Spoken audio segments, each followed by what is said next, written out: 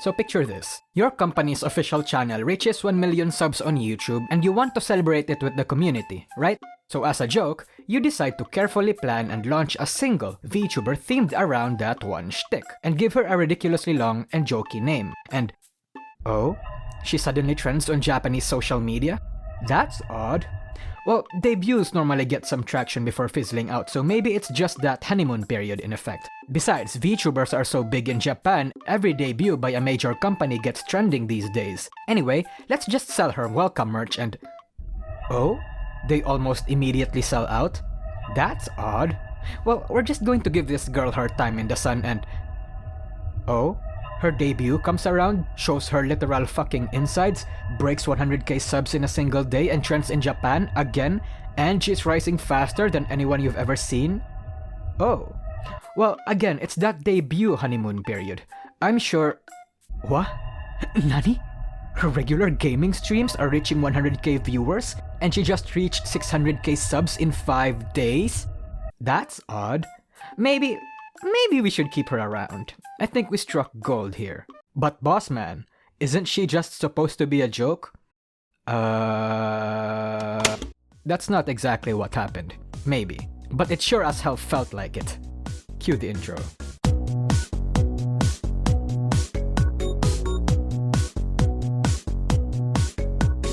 Nijisanji's been taking massive dubs lately. Loxium was a breakout success far beyond everyone including the company itself's expectations, but I'll be making an update video about them soon enough. What I'm here to talk about is their other more recent anomaly. One that just fucking exploded out of nowhere with no warning, no hype, and no build up to it whatsoever. This is... Hyakumantenbara Salome. This girl suddenly came out of the VTuber void, squeezed the balls of the Japanese fanbase hard, and it seems like she's not letting go anytime soon. She broke all sorts of records, not just in Nijisanji, but in the entirety of the VTubing industry. And her streams reach up to around 100k live viewers every single time. She will most probably reach 800k or 700k subs by the time I've already uploaded this video. And here's the thing. Normally, a VTuber from Nijisanji or Hololive would get a massive surge of subscribers and viewers after their initial announcement, but eventually, their growth plateaus after the honeymoon period. But in this case, that plateau is taking longer than normal. Honey Badger Capybara Salome did not see any significant slowdown in growth even after reaching the record-breaking milestones that she reached. In fact, her growth only intensified. This absolute insanity, in theory, should have been near fucking impossible. There was no build-up whatsoever. Her announcement came on the 21st of May, and it appeared like this was just another one of Nijisanji's shotgun launches. She felt like she was just a joke. A lot of fans, including myself, originally thought that this girl was just Nijisanji's commemorative or celebratory musings for reaching 1 million subscribers. That she was just a one-off gag to celebrate the milestone. Nothing more, nothing less. And now, all of us, especially those trying to analyze and study the industry, are left scratching our heads wondering how the fuck this happened. There wasn't a demand for a VTuber like Salome, at least not explicitly. There wasn't any external factors that contributed to her sudden rise in popularity, like how Loxium filled a market gap in the female-dominated and saturated VTuber community, or like how Myth satisfied the growing overseas demand for VTubers in English-speaking countries back in 2020. There was fucking none of that. This girl just came out of nowhere, said Yasuwa, and took over the VTuber industry, and I think that's fucking hilarious and amazing, but also mind-boggling. Makes one rethink how one can actually become an extremely successful VTuber without relying on market-specific external factors. People were blindsided by this woman and were still feeling the effects of the shock. So to answer the question how Hyakumantenbara Salome took over the industry, I have but one answer for you. Nobody knows for sure. Again, we were all blindsided by this woman, and the factors that contributed to her growth are something that we might not recognize yet. However, we can extrapolate. Highlighter Mascara Salome's popularity was initially self-contained in the Japanese VTuber fanbase. Only very few people in the English fanbase actually knew about this girl until her massive growth started breaking out of the Japanese community. It seemed like she got the Japanese fanbase entranced in all the right ways, and I feel like that was especially evident in her debut. This is actually one of the most batshit insane debuts I've ever seen.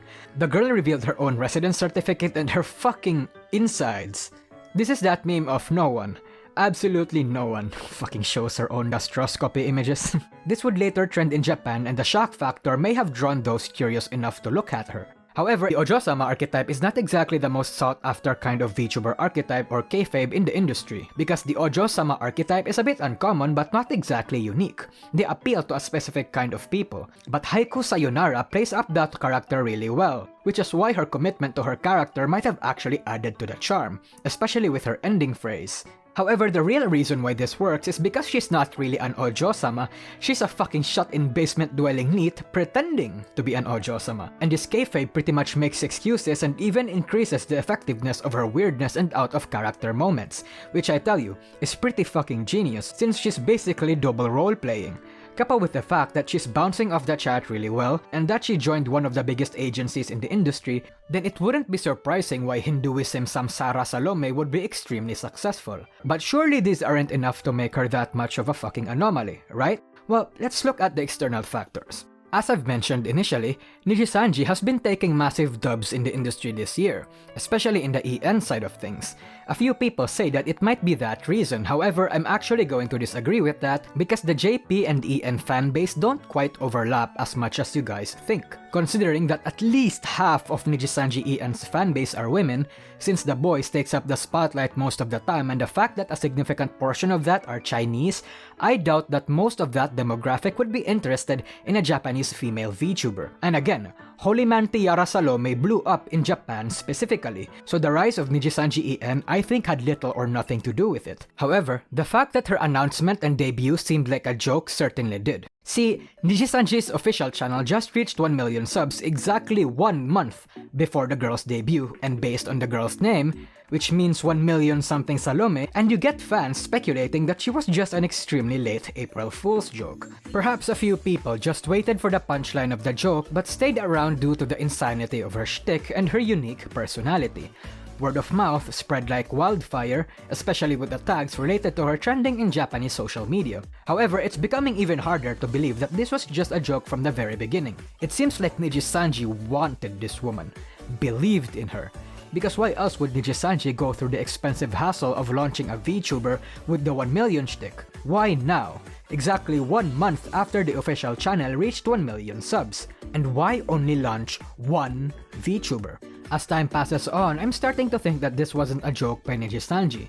This was a clearly executed experiment to see how much slowing down their debut rates, how launching a VTuber with a unique gimmick solo, and what unique angles they can take to introducing their VTubers can work well. I think the fact that she debuted alone also gives her that exclusivity and extreme focus. While fans of a VTuber wave may be stretched out among 3 or 5 members, the fact that Salome debuted alone concentrates a lot of what would normally be a stretched out fanbase into one mega fanbase. Or maybe I'm just overthinking and that Nijisanji also did not know what the fuck they were doing but accidentally tripped on gold. Again, in the end, everyone is just blindsided by this sudden growth. The girl came out of nowhere, dropped a nuclear bomb on the Japanese Nijisanji community, and now the fallout is coming for everyone else.